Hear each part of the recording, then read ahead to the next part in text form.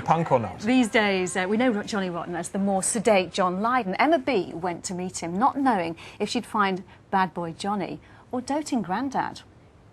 John, welcome to Heaven and Earth. Peace. So, who am I talking to? Am I talking to Johnny You're talking to me. Or am I talking to John Lydon? Both, it's the same person. Rotten was just a showbiz, it was a dig at first, but I stuck with it. And does he ever come back? I mean, do you revisit Johnny Rotten? Rotten's the one that had the bad teeth, right? And then I spent all this money repairing them, and look, they're all falling out again. So it's back to Johnny Rotten, isn't it? John Lydon's what I signed cheques. Right, OK, all right then. Now, back in the early days, you were brought up in Finsbury Park in the 50s by Irish parents. Well, that's the late 50s. I'm not that old. I'm nearly half a century now, and I feel really chuffed about that. Half a century, that's an achievement. All right? I like that. That feels like I'm part of history in a proper way. So, your early days with your parents being brought up in Finsbury Park in the late 50s. I was born in 56. There you go. Let's be specific. They weren't easy times. Can you tell us a bit about those were years? really, really bad times. Before Finsbury Park, we lived on Benwell Road. It was a two-roomed ground floor flat. There was no real plumbing, there was no hot water, there was an outdoor public toilet, which was our only luxury. And the rats, of course, would break in and piddle all over anything you had.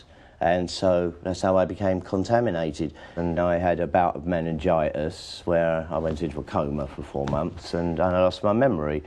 So you were how old when you got meningitis? 7. And how aware were you what was going on? I mean, that's a serious thing to happen to somebody that young at that time. Were you... I suppose no, but there's no great grief or tragedy in this, right? There isn't, because as a kid, you just don't know any better. And I think kids are tougher than adults anyway. How did you, I mean... But 4 months in a coma and then the rest of the year in the hospital not knowing anybody. Do you think that what made it easier for you to just get on with it, to deal with your illness and to have that secure family? You didn't have a choice. But for your mum and your dad to cope with it... they must have gone through hell. But they were Irish Catholics and Catholicism was part of your day, was part of your week. Was it there? Was it present in your family? Well, thank God I lost my mind, because it never came back, that part. You can't deny what you were brought up as. That would be foolish. And there's probably some excellent things in Catholicism. I don't know if it's much to do with the religion as a state-run institution.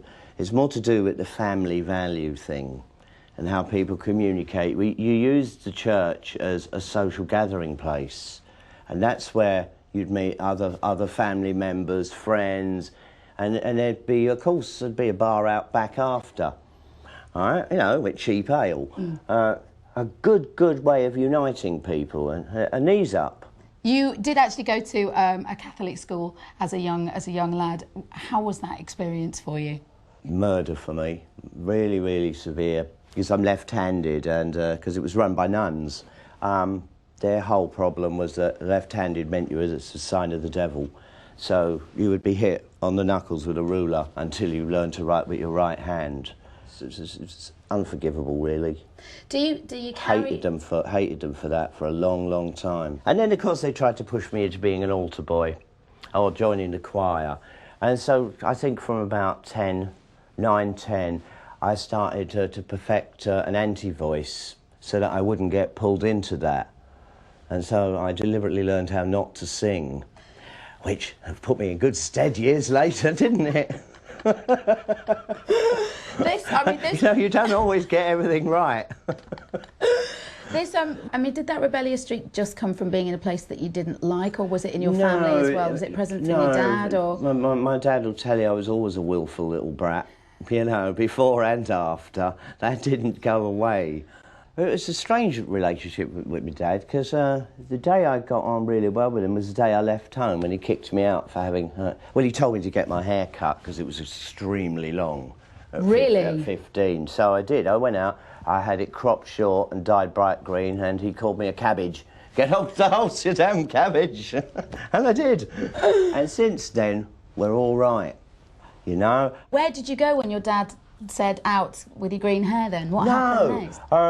I ran into Sid, who was a mate of mine for a while, and we found his squat in Hampstead that night. Hampstead. I mean, there's going up in the world, isn't it? So how do we go from meeting Sid in Hampstead, in this kind of the world that, you know, is open for taking, to being locked in to, like, the biggest commercial, in a sense, happening in music for so long, the Sex Pistols? Yeah, well, that's a nice premise, but none of that's true. We weren't the biggest commercial success. We never have been, and I don't think we ever will be. We didn't do that for money. We did it for the pure bleeding love of it, of the thing.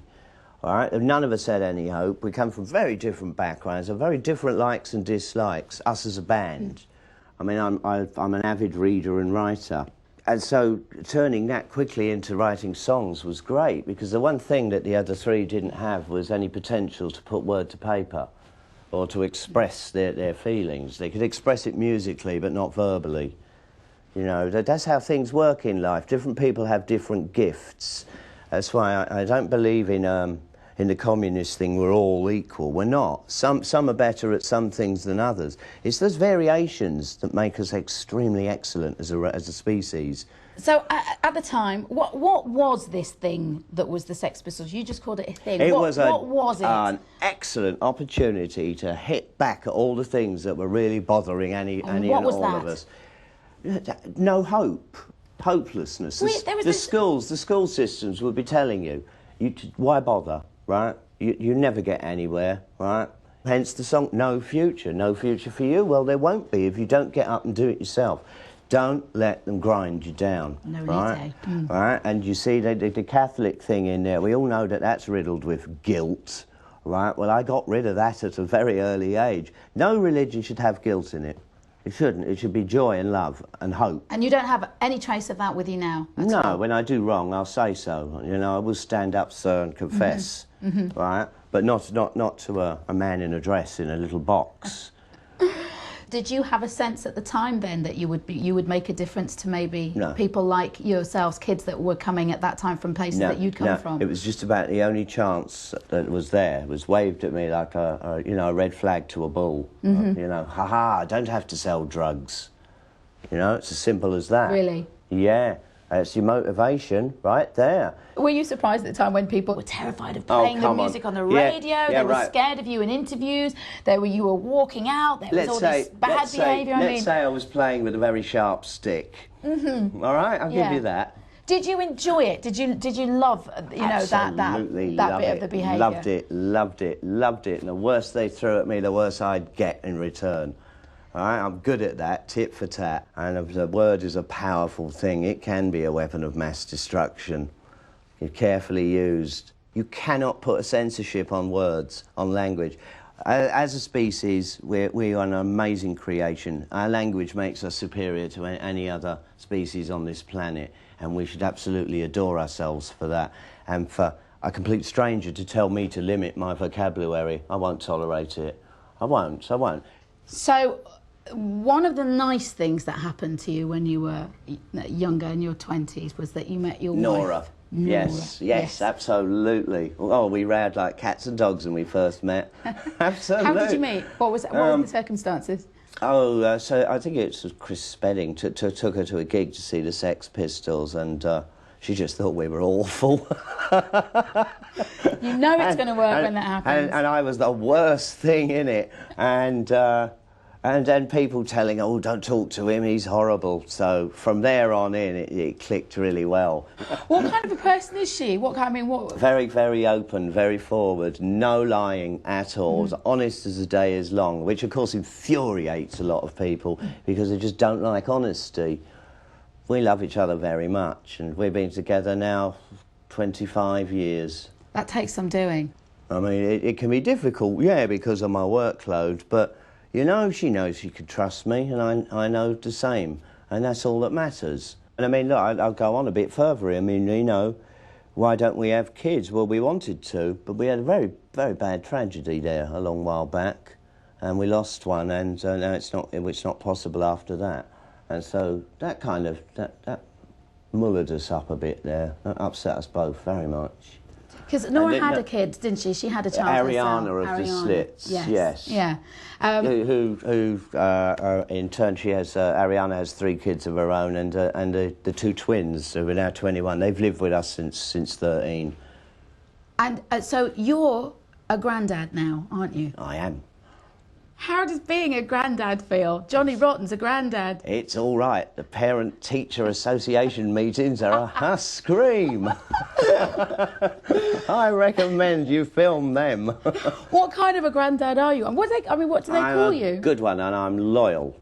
Oddly enough, we've found some values in family structures. I don't like the idea of one-parent families. It's very tough on the kids. Mm-hmm. They grow up missing something.